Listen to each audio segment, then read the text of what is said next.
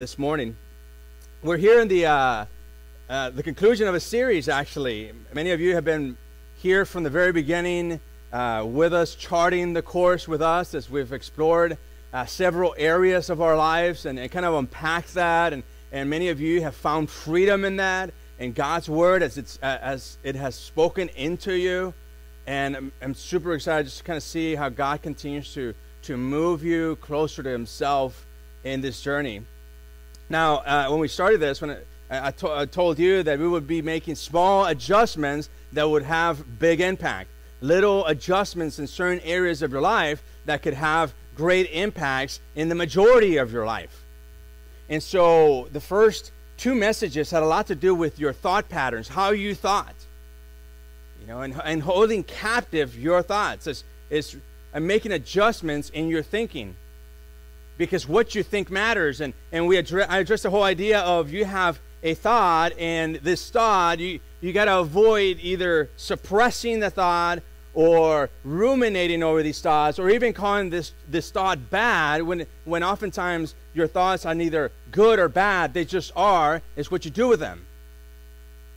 And many of you found freedom in that, and knowing that you can actually hold your thoughts captive. We even use the acronym STOP, right? Stop, take a step back, ask yourself or say the phrase, I'm having the thought that, or I'm having the feeling of, and then observe without judgment your thoughts, hold it captive, and then proceed with appropriate action. Sometimes that action is opposite of how you feel or what you think, and that's called faith, because sometimes faith is different than what you feel, right? And it's not called pretending, it's called living out your faith.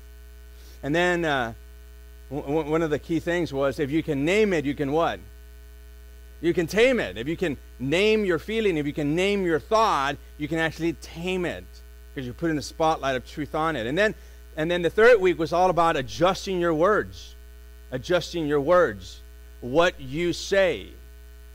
Instead of being a life-taking, fault-finding person, actually being a life-giving hope dealer. Not dope dealer, but hope dealer. And so in the process, I showed you just the power of our words.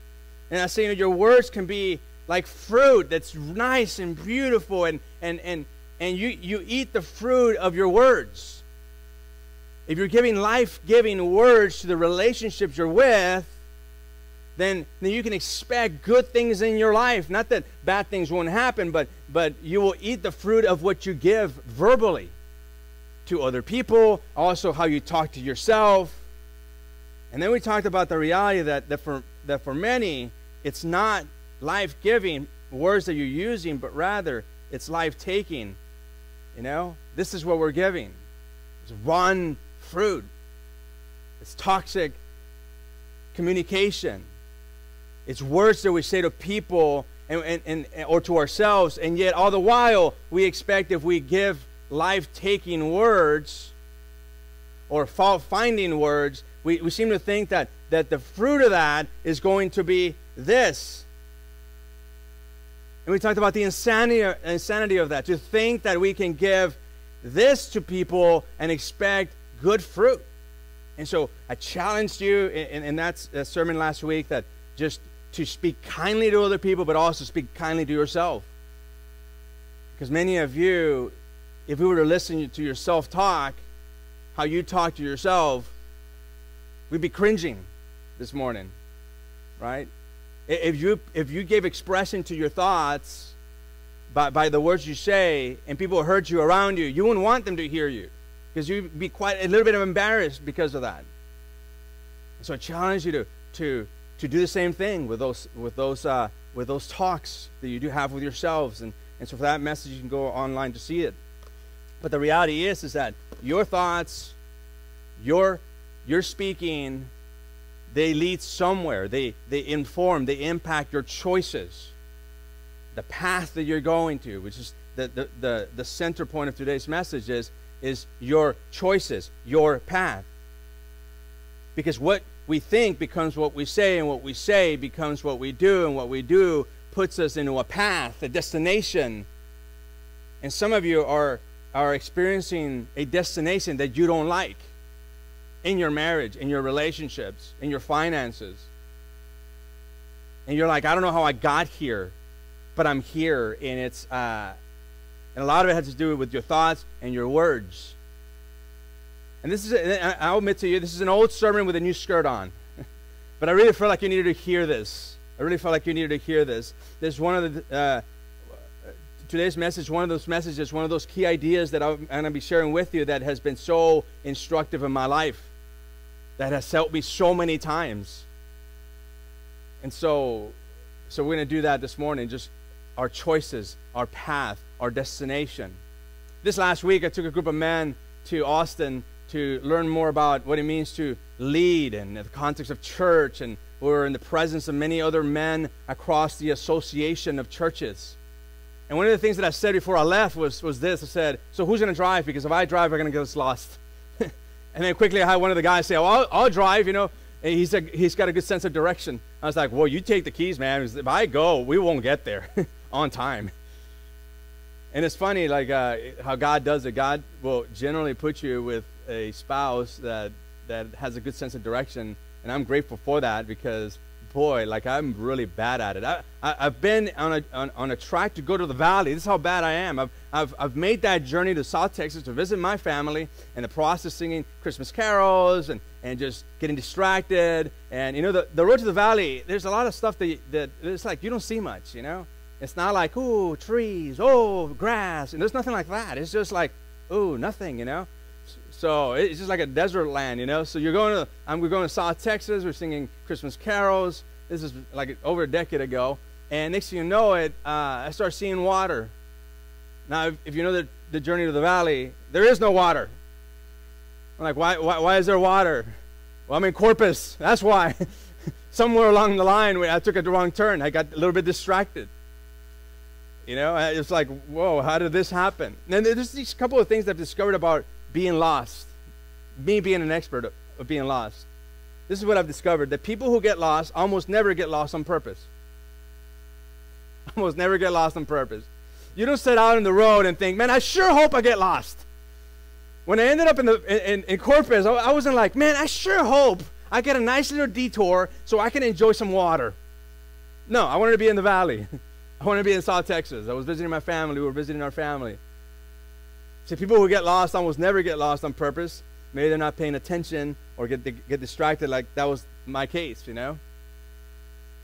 And then I've also observed this as a chief most expert in getting lost. You are lost before you know you're lost. You're lost way before you see, way before I saw the water. There was a long stretch of road that I was lost, that I just didn't realize I was lost. Just didn't realize it. In fact, by the time you realize you're lost, you have been lost for a while. And that was the case. I was like, I had been lost for a long time. Didn't even realize it. Didn't even realize it. I've also seen this, and that is you always end up where the road you're on takes you. You always end up where the road you're on takes you. In other words, your path determines your destination. It's the road you're taking that takes you where you're going to end up. And here's the principle this morning, and one that I hope that you really adapt into your life, because to the degree you adapt into your life will be significantly better. And that's this principle, and that is direction, not intention, determines your destination. Your direction, not your intentions, determine your destination. In other words, where you're headed, not where you wish to be, determines where you end up. I could have been going that road towards Corpus and been thinking, man, I wish that I could be in the valley. That road, folks, was not going to take me to the valley. I could have been like, man, I'm just going to wish upon a star. I'm going to pray. I'm even going to go all Catholic on people and do some candles, you know. That's not going to lead me to the valley. It's the road that I take leads me where I'm going to end up. Are you feeling me? It's like, it doesn't matter how much wishful thinking I have to want to be in South Texas. That road led to Corpus. Period. It leads there. And guess what? This principle, the road you take takes you to the destination you land on, is true of the road as it is true of our life. It's not only true in the rules of the road, but it's true in the rules of life. Because everybody has a picture of where you want to be in life.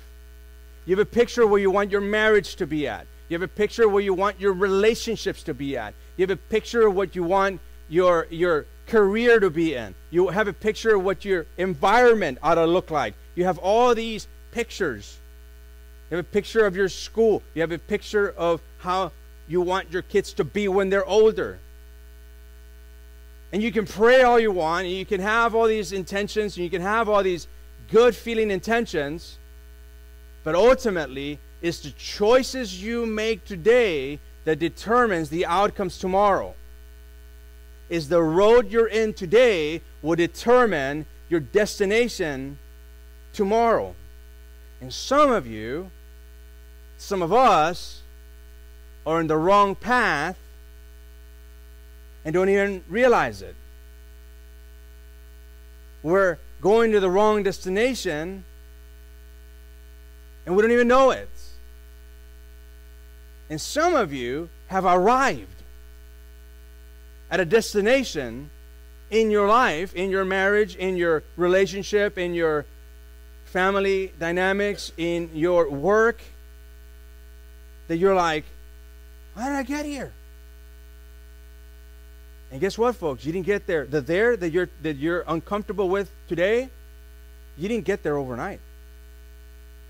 It didn't happen on a blink, like you made one choice and boom, you landed there. As a matter of fact, there was a series of choices that you made that kept you in a path, and that now you're reaping the fruits of those choices. It's like this proverb. I want you to write this proverb somewhere. I'm just going to kind of paraphrase it, summarize it. Proverbs chapter 7, verse 6 through 27. It's a great proverb from King David. I'm sorry, not King David, King Solomon. Now, King Solomon, I love King Solomon. He's the wisest guy ever to live. He is like super wise. He's super smart. He writes proverbs. He writes this, Song of Solomon, which is just a great, it's one of those books that the Jewish community, young Jewish men, couldn't read it. They would sneak into the temple to kind of read it, or the synagogue, because you had to be like 30 years old before you read that, because it was a little scandaloso, It was like, it had to do with relationships, and there's a lot of stuff there, sexual stuff in that book. Yeah, I said the word sexual here in church. There's a lot of that in that book, So he was quite the romantic as well. He was a great leader as well. And so he had a lot of wisdom, and one day he's looking out the window in his palace, and he observes this young man, and he's going in this one path, and he's going towards this one home where there's a lady there, a woman there, whose husband is not home. And this woman has already gone to the temple. As a matter of fact, he says, I've already gone to the temple, provided my sacrifices. In other words, I've already emptied my bucket of my sin just for you. Wink, wink, shrug, shrug. In other words, I can add some more now. And says, and I did this all for you. And she's luring him, and he is like a horse is blinded, going straight to her. And King Solomon makes this observation. He says, he is going to her like a lamb going to the slaughter. You see, for King Solomon, he's observing this, and what he's observing is the principle of the path. He's observing his choices, and he knows where his choices will end up leading him to destruction. And we've all done that, right? We've all been in a situation where you're talking with a friend, or you're hearing a story of a friend or a family member that you in your head went like this. Of course, he ended up fill in the blank. What did he expect? Or what did she expect? Have you ever said that? If someone else, it's easy to look at other people and say that. Like, of course, that ended in a divorce. He was cheating all along. Of course, he ended up using drugs. His friendships were dealing it. Or, of course, He ended up alone. Well, when you look at the fact that he is toxic towards other people, of course, she ended up abused. He was abusive to begin with before he met her. Of course. Right? Of course he's in debt. He was spending like he had it when he didn't have it. He was buying toys he didn't need to impress people he didn't even like. You see, we can look at that. We can look at people and be like, of course. We have these moments of looking into the future, and it's not because we have superpowers. It's because inherently we understand the principle of the path. That's why at times, it becomes really clear to us where people are headed and where they're going to land. So when it happens, we're not very surprised. We're like, of course. But listen, when it comes to our own lives, we can easily miss the red flags. It's not an of course. As a matter of fact, oftentimes the of course is way after. Because remember, when you get lost, sometimes you don't even know you're lost when you're lost. So when it comes to our lives, we think that our intentions determines our destination. We just think that, well, if just good, willing, if you have the right intentions, the good intentions, that leads to positive outcomes. It's just about your intentions. And nothing can be further removed from the truth than that statement. That your intentions lead to your destinations. It's your direction, not your intentions, that lead to your destination. We think that good intentions trump bad outcomes. We just believe that. That if you're just a well-intentioned person, we're going to avoid all these bad outcomes. Some of us may even think that if we just pray and pray and pray and pray, and I'm not knocking down prayer, and I'm a pastor, I'm going to encourage you to pray. But some of us have this bad thinking, right, that just because we pray, that we're going to avoid all sorts of bad outcomes. And then we're surprised when we land where we never thought we landed. And we're like, what happened? But I prayed. It was your path that got you there. Again, it doesn't mean that you don't pray. Absolutely pray, but get in the right path. Because your path will always trump. Will always trump. In every occasion, your path will always trump your intentions, even your good intentions. Your path will always trump the bestest of prayers. Now, let me give you some examples of that. Again, I'm not saying that you shouldn't pray, but please don't. You're going to go out of here and be thinking, well, he just said not to pray.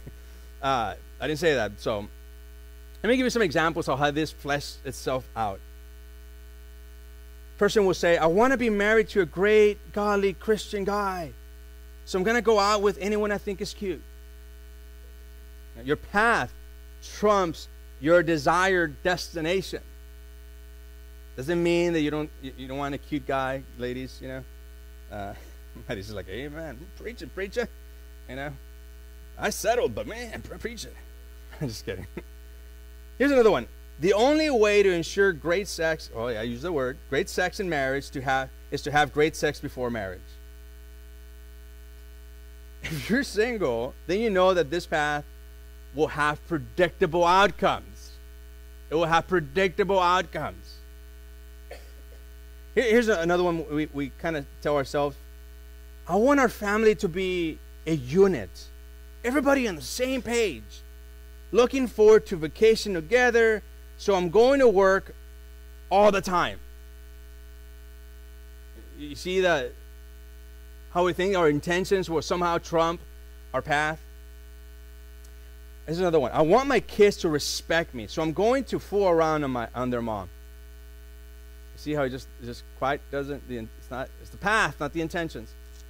I want to grow old and invest in my grandchildren, so I'm going to neglect my health.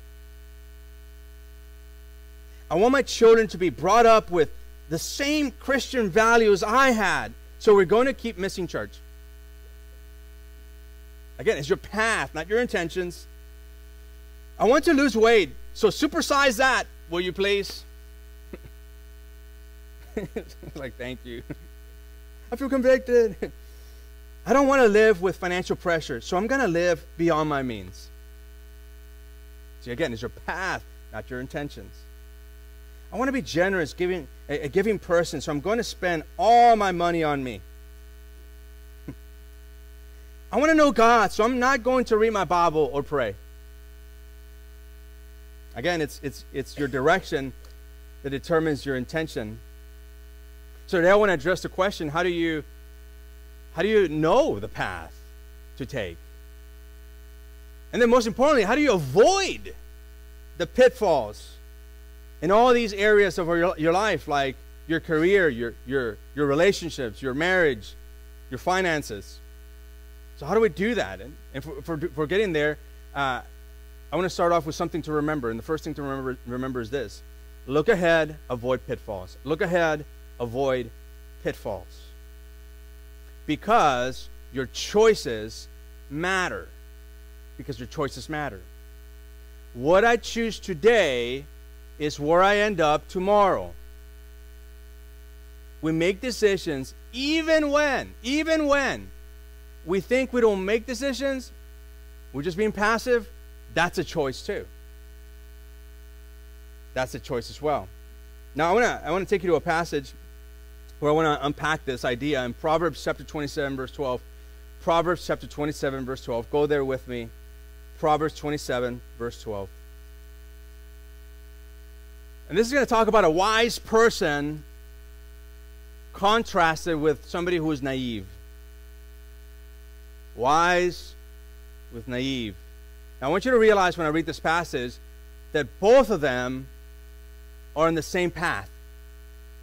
They're in the same path. They're having the same path. But they're going to have different responses to the path they see before them. Right? They're just going to have different choices. They're starting off on the right path. They're going to see a fork in the road, and their response is going to be very, very different from one another. So Proverbs chapter 27, verse 12. It says, the prudent, or the wise, see danger. In other words, they see the red flags. They see the red flag in that relationship. They see that red flag on the crowd they're hanging out with. They see the red flag on their bank account. They see the red flag as it's coming their way. They see the red flag in where their kids are headed. And what does a wise person do? They take refuge. They take action. They do something about it. They don't just observe the red flag and say, oh, no. Red flag. They actually do something about it. They see the red flag and they take refuge. But the simple, or one who is naive, they see the danger too, but they keep going and they suffer for it. They keep going and they suffer for it.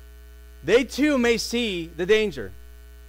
But there's something, red flags in this relationship. There's red flags in where we're headed. There's red flags in the bank account. There's red flags in this area of my life. There's red flags all over the place. But I'm going to continue to move forward.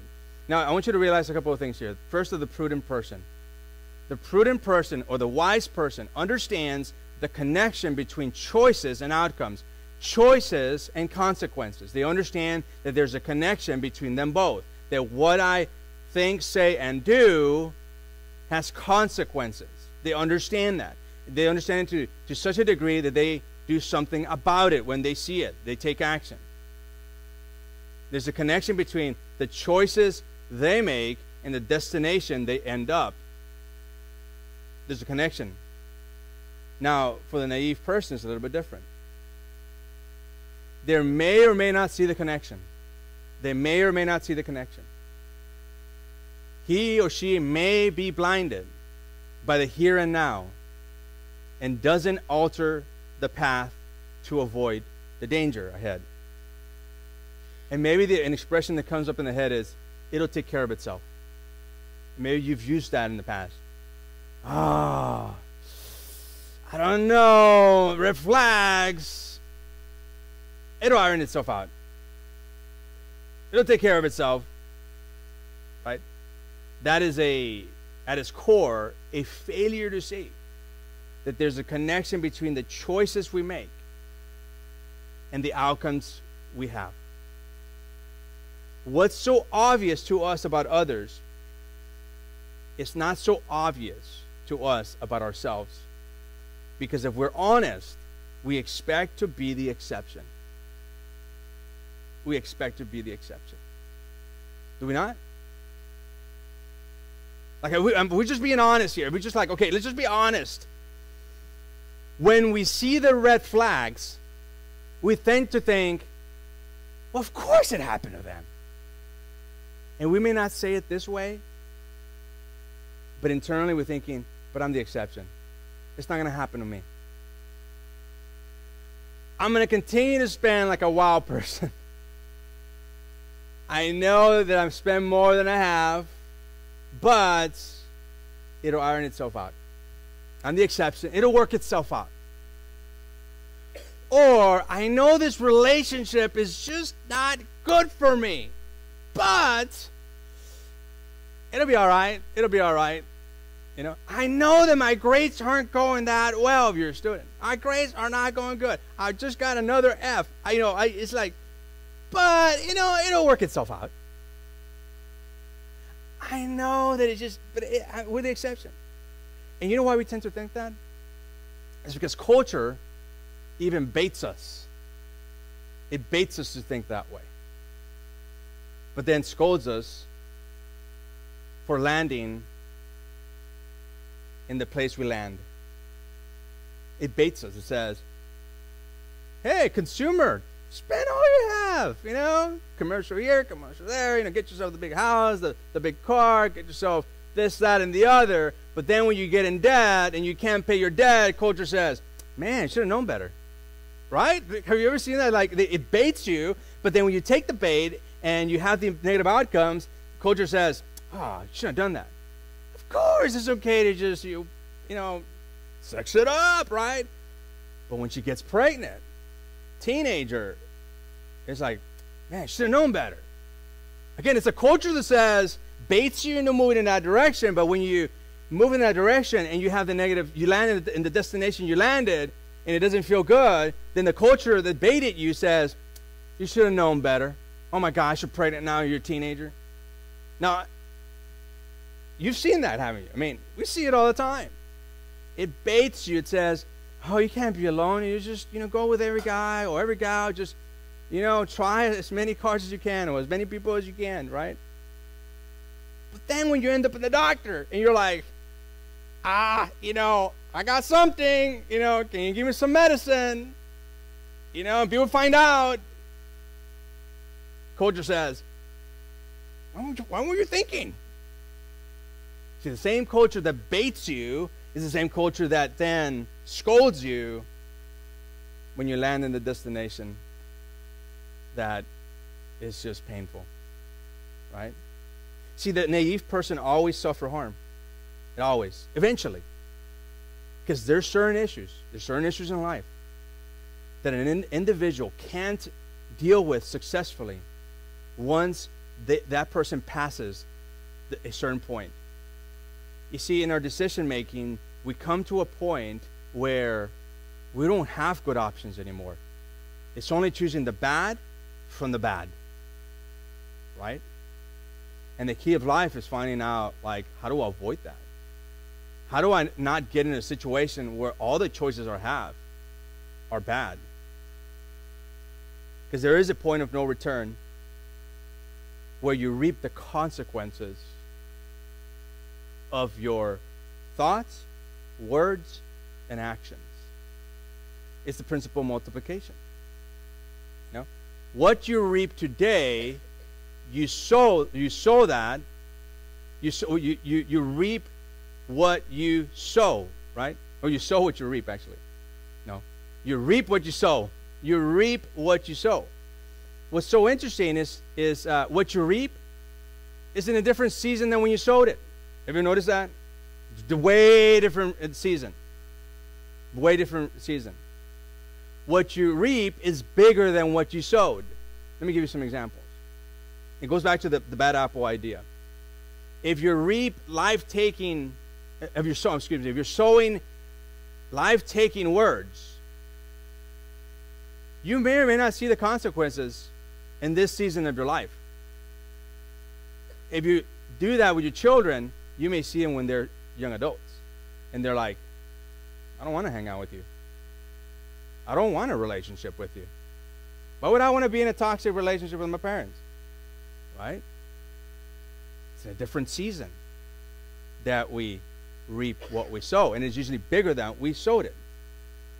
If you sow deception in a relationship, you're going to reap it in a different season in your relationship. So that's one thing to remember. The second thing is this, and that is pay attention and avoid distractions. Pay attention and avoid distractions. Because your focus matters. Your focus matters. What grabs my attention determines my destination. What grabs my attention. Back in the 1960s, in the early 60s, the quarterback of the San Francisco 49ers was sacked. He fumbled the ball. So Jim Marshall of the Minnesota Vikings picked up that ball. He was so excited. Fumble. He picks up the ball. And he starts to run. 70 yards. He is running like crazy. But he runs into the wrong end zone before he realizes it. He was going the wrong direction. He didn't even know it. In his whole enthusiasm, excitement, picked up the fumble, went to the wrong end zone. At the end of the day, it didn't matter how much Jim Marshall wanted to score the touchdown for his team. It didn't matter. It didn't matter how much training he had, how much experience he possessed, nor how passionate he was at that very moment. All these things didn't matter. It was the path he was taking. He was going to the wrong end zone. Because direction determines your what? Destination. That's why. And oftentimes, it's the things or the people that grab or capture our attention that influence the direction of our lives. It's what grabs your attention. Notice, for example, in Psalm 119, verse 35. Go there with me. Psalm 119, verse 35. It says, direct me in the path of your commands, for there I find delight. It's like, direct me, God, to the path of your commands. Turn my heart or my affections towards your statutes and not towards selfish gain. Verse 37, turn my eyes or my attention away from worthless things. Preserve my life according to your word. So turn my eyes, my attention. Again, the value of where you place your attention. What's grabbing your attention? Because you see, it's a big difference between what grabs our attention and the choices we make. Because whatever grabs your attention, you will start moving and gravitating towards that direction.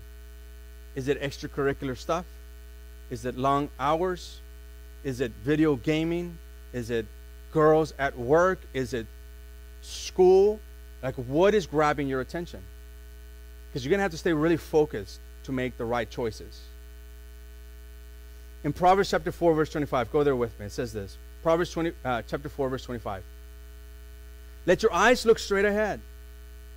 In other words, look to what you're fighting for. Look to where the end zone is at. Fix your gaze directly before you.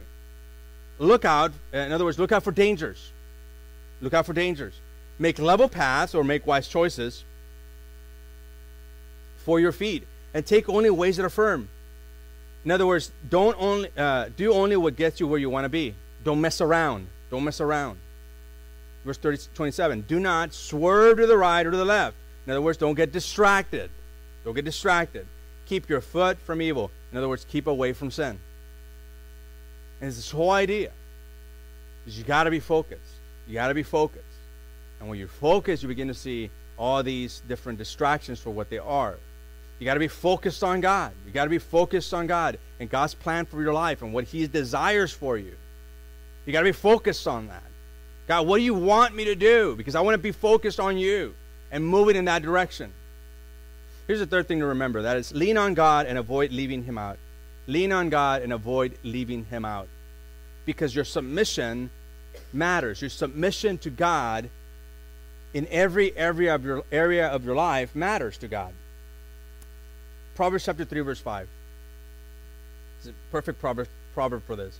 Proverbs chapter 3, verse 5. It says, trust, or another way of saying it, depend in the Lord with all your heart, with all that you are. Every bone, fabric within you. Trust in Him. Trust in God. Do not depend or lean on your own understanding. In other words, what seems right to you, what seems right to the culture. Don't lean on those things. Lean on God. Not on your own understanding of circumstances, situation, and people. Lean on God. And then verse 6 is a promise. Seek His will, or acknowledge His authority over you. Seek His will. Acknowledge His authority over you. In all you do. How many things? All. Does it say some? No. How many things? All. In all you do. And He will show you which path to take. If you are in a crossroads, seek Him, and His promise is, I will show you. I will show you. And He will show you either by His Word, by the people around you, by the prompting of the Holy Spirit. But He will show you what path to take. Submission to God comes before direction from God. Submitting to God comes before direction from God. And notice how it said, in all your ways, acknowledge Him. That means that we learn to live inviting God into every part of our lives. Every part. That we acknowledge God in our relationships. We acknowledge Him in our finances. We acknowledge Him in our families. Lord or leader over those things. Leader over your financial future. Leader over your family. Leader or Lord over your relationships. Lord or leader over your job or your school. That you acknowledge Him in every part. And the promise obviously is, in all you do, seek His will, and He will show you which path to take. He will. It's a promise. It's a guarantee. You seek Him, He will show you. If you're not seeing, it's because you're not looking. Sometimes like, well, I'm praying. She doesn't seem to be answering my prayers. Open your eyes. What does the Word of God say? What are the people around you, the godly influences in your life? What are they saying in your life? What is the prompting of the Spirit telling you? And literally, this expression means to make the way clear. In other words, He's going to take you through the traffic jams. If there's a traffic jam up ahead, He's going to help you navigate that. He will provide road signs and maps you can understand. He will provide a way over the potholes in your life. He will help you navigate through untraveled territory. But you will need to remember to have submission before God. Submit every way of your life. What area of your life do you need to submit to God? There's an area in your life that God is saying, I want that too. You've been holding on to, like, I want to make my own decisions here. He's saying, I want that one too. But what if you're still confused? You're like, man, I'm still confused. Like, I don't know how to make right choices. Let me give you, first of all, ask it. What is the wise thing to do? That's what I want you to ask. What is the wise thing to do? I'm going to unpack this in 3 different questions you can ask that will help you in your life. These 3 questions will help you in your life. As a matter of fact, there's a book written called Ask It by Andy Stanley. And if you want to go deeper on that, get that book, Ask It by Andy Stanley. Such a good book. At the core of that book, if you don't want to spend the $20, here it is. 3 questions. What is the wise thing to do? Well, here's how you determine if you're caught up with this loop. I don't know what to do. I don't know what the wise thing to do is. Well, I'm glad you came today, or you tuned in today. Here's the first question. In light of your past circumstances or experiences, in light of your past experiences, what is the wise thing to do? Well, I don't know if I should stay in this relationship. When you're in light of your past experience with that relationship, what is the wise thing to do? Well, I don't know if I should take that job or take that opportunity. Well, in light of the past experience, what is the wise thing to do? You're like, that still doesn't help. Well, good. I'll give you a second one. In light of your present circumstances, what is the wise thing to do? Oftentimes, this question will help you in the financial world. In light of the fact of where we're at in our budget and our income and our expenses, what is the wise thing to do? Is it time to rein in, like really get disciplined and start reining in? Is it time to proceed with a new job? Is it time to change the job? Or what is it? In light of your present circumstance, what is the wise thing to do? Well, I don't know if I should leave him or not. I haven't married him yet, but there's some tendencies he's got. Well, in light of your past experience and in light of your present circumstances, what is the wise thing to do? What is the wise thing to do? Number 3, in light of your future hopes and dreams, where you want to be, what is the wise thing to do? In light of your future hopes and dreams, what is the wise thing to do?